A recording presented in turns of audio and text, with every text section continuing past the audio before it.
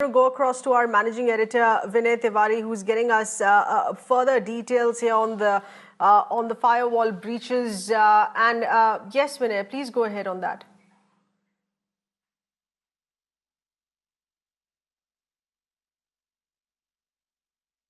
Thank you very much, Sahir. Let me just explain quickly what exactly do we mean by firewall seats. I mean, pretty much they are safe seats, seats which have not been lost by a particular party over 3 elections. The way we've defined it, since 2005, these parties have never lost this election. So we've tracked the elections of 2005, 2010 and 2015. Here are some of them. Danapur, BJP safe seat in 2005, 2010 and 2015.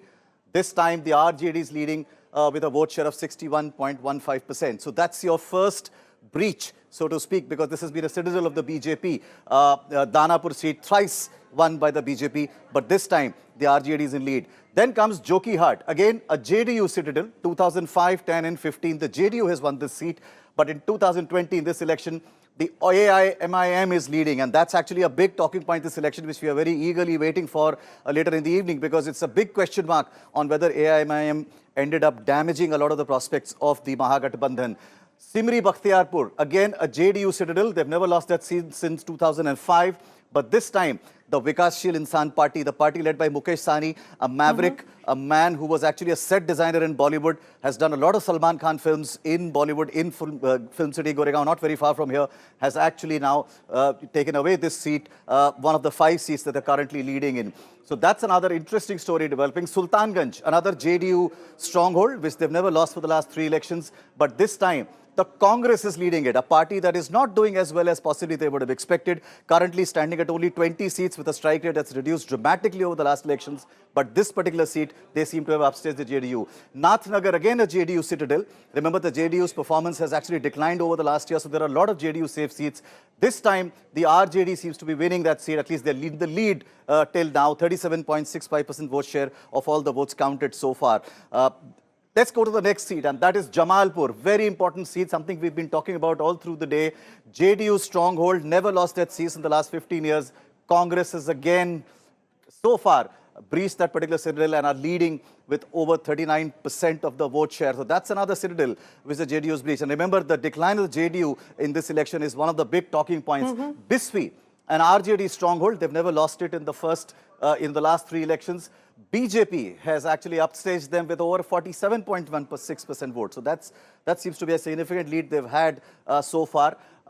Next comes another RJD safe seat, which is Madhepura. And remember, Madhepura is a land where there was once a popular slogan which said Vatican Popka or Madhepura Gopka, which essentially meant that this was the Yadav belt which they would never lose. And that's what it is. This time they are losing that. The JDU has breached that particular seat, at least, if not the others. Ali Nagar, another RJD citadel, something they've never lost in the last 3 elections, but in 2020, another seat, the second of the 5 seats that we were talking about, the Vikashshil Insan Party led by Mukesh Sahni, is in the lead here as well. So this is how some of the safe seats are playing out in this election. There's one more coming up, Baruraj, RJD citadel since 2005, 3 times they've never lost that seat, but the BJP has upstaged them, and here they seem to be ahead by a significant margin.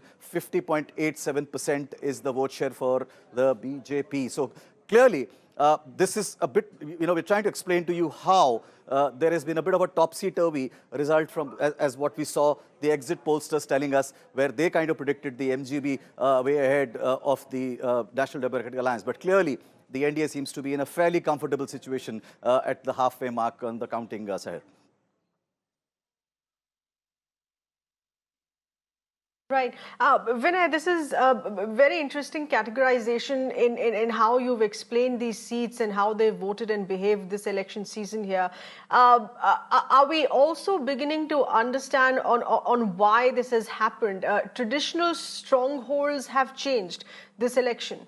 That's right. And I think that's where we are, one of the reasons why we were a little disappointed to see the slow pace of counting. And actually, the Election Commission came out and explained in a very unusual situation, because the Election Commissions never really hold press conferences in the middle of a counting.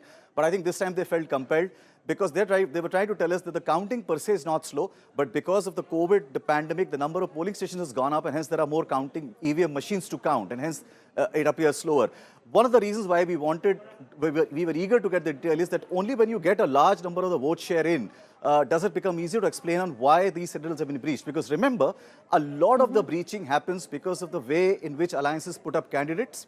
Plus, some of these, a term that is used in Bihar, the vote katua parties, as you say, those are the parties whose principal job is to ensure that the rivals' votes are divided and hence ensuring somebody else's win. Something that we are looking at very, very closely in Simanchal, for instance, because Simanchal was always considered the stronghold of the Mahaghatbandhan, which are large Muslim-dominant seats there, whether it is Kishanganj or Araria or Purania. They've always been areas where the RJD and the Congress combined have done well.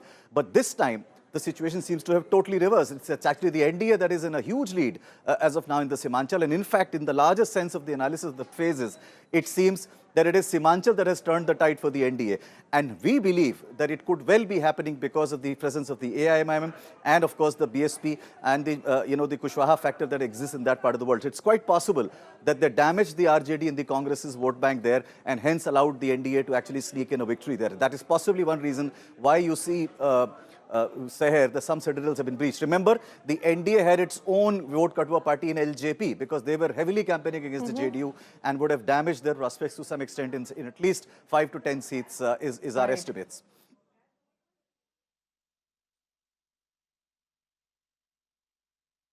Indeed, certainly very interesting analysis there, Vinay.